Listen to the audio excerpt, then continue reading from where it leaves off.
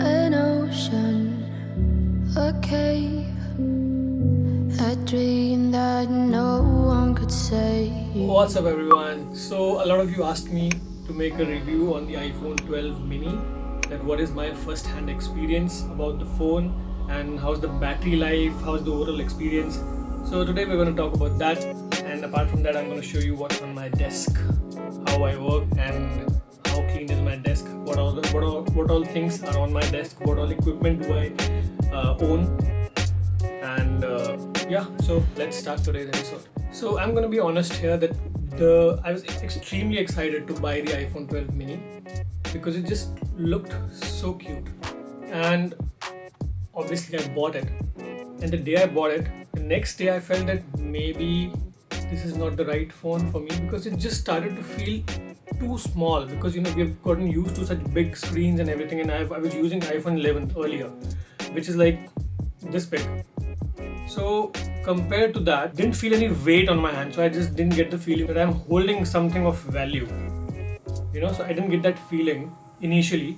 But later on, now if I grab the iPhone 11, I feel, oh my god, what is this heavy beast? And why do I have to roam around with such a heavy phone in my pocket? So this obviously is lightweighted and it's extremely comfortable in your hands. One hand usage is superb on this phone. Now let's talk about the battery life, which is the main concern. What do you have to say about the iPhone 12? तुमसे भी छोटा है वो तो, उसको पता है, तुमसे भी छोटा है iPhone 12 तो.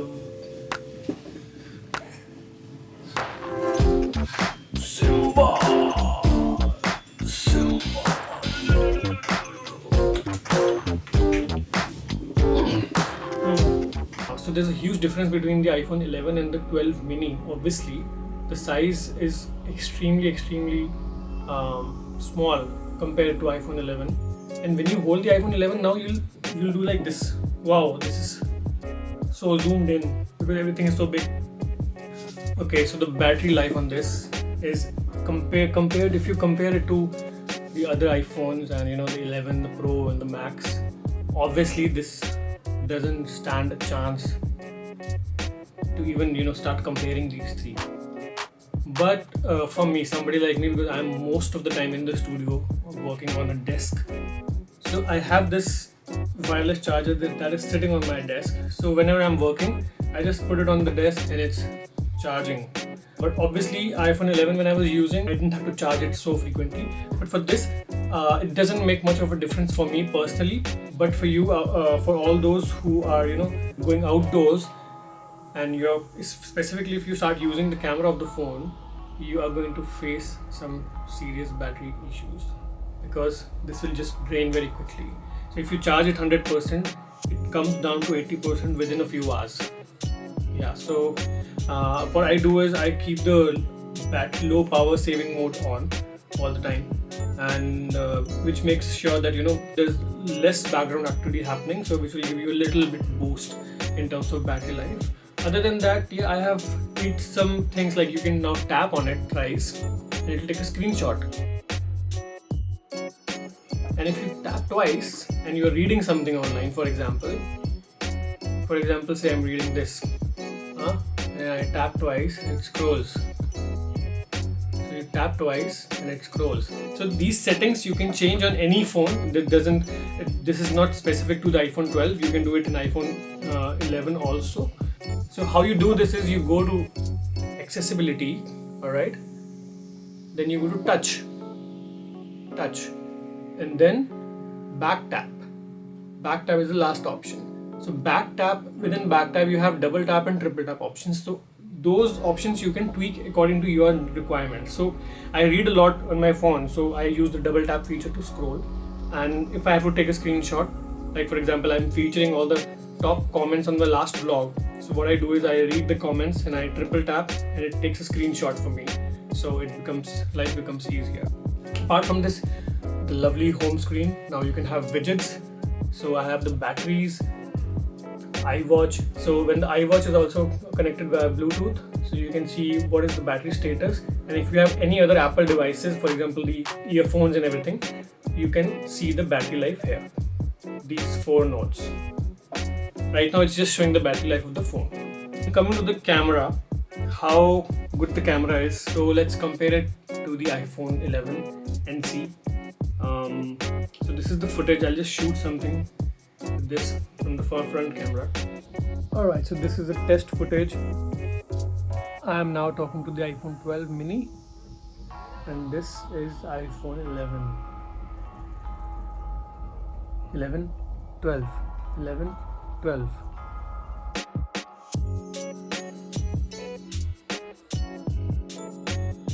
Somehow the 11 is picking up much better colors. I don't know, maybe it's some internal setting that we need to change. Out of the box, this is how it looks like. One of the most important reasons why I chose the iPhone 12 mini is because I've stopped using my iPhone as a vlogging camera, because now I've invested in the Sony ZV-1 with which I'm shooting right now, and obviously the quality difference is extremely like 10 and 100, obviously, because you can't replace what a camera can do with an iPhone, that's obvious. But this enabled me to go for something which can have a little less battery life, because anyway my battery life used to get drained, the video shooting that we used to do with the iPhone itself. So no matter whether you use the Pro Max, if you are using it as your primary camera, you will anyway have to charge it very frequently. So I thought that anyway now I'm not going to shoot with my iPhone. Major chunks of my vlogs, like 85% of them, are with the camera itself, the Sony camera.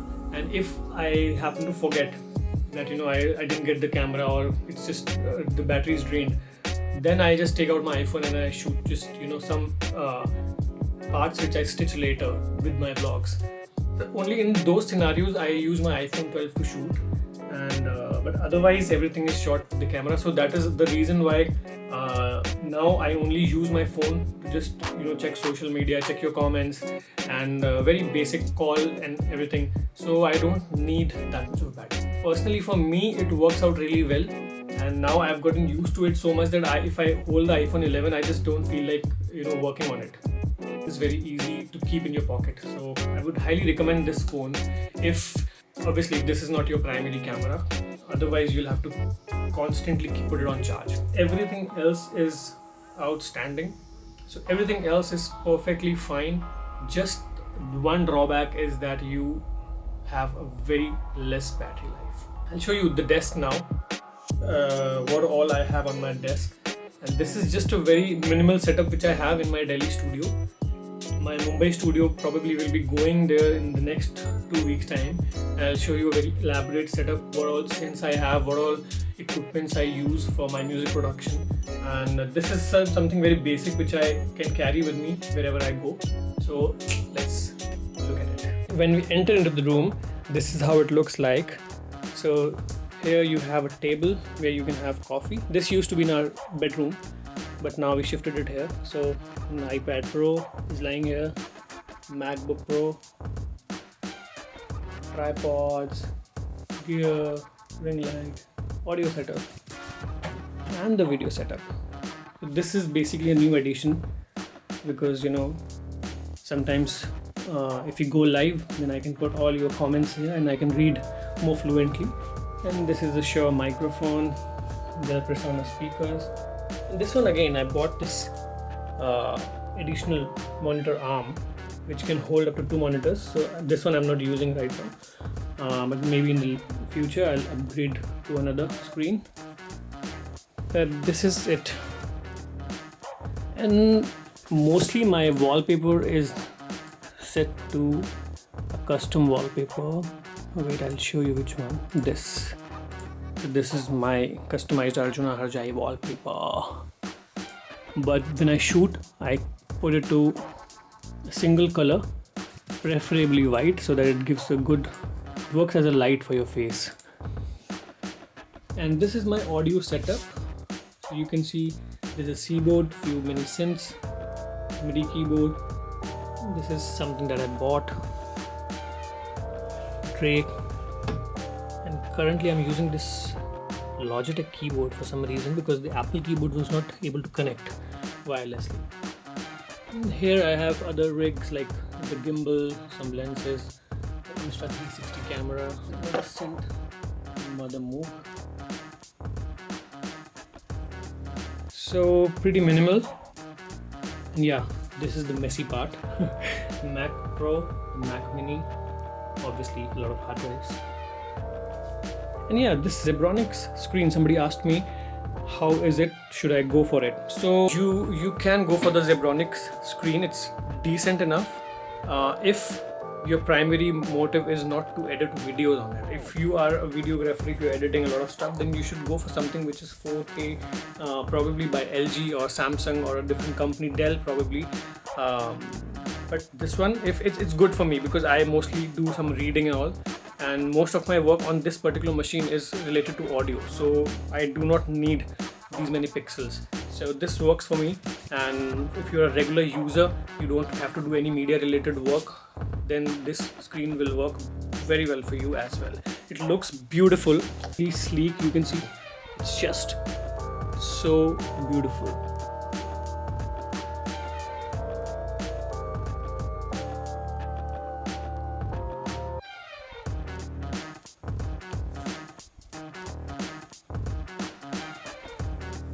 So this was kind of a room tour where I work, my studio. Although you have seen all my vlogs and you already know all the rooms of this house, but particularly this setup I've never shown in detail what lies on my desk, what all I use. So I thought let's make a video about this today, and I hope you guys like this video. Every video will feature top 5 comments from the previous vlog. So if you comment on this one, and obviously if you comment more, your chances of being featured are more. So if you comment on this vlog, tomorrow's vlog will have top 5 comments from today's vlog. So keep commenting, keep liking and sharing. And if you would like to have more tech related videos, obviously I won't do it so often because vlogging is the main interest that I have right now. But if you would want me to review some technical stuff, you can request it in the comment section and I'll try to do whatever best I can. Thank you.